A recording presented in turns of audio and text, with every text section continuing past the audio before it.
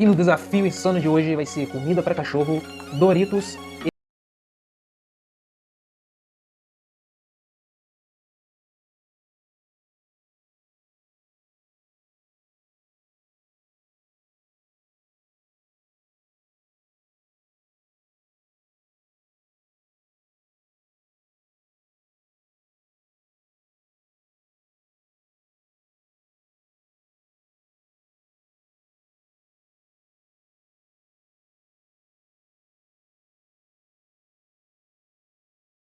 Cumprido.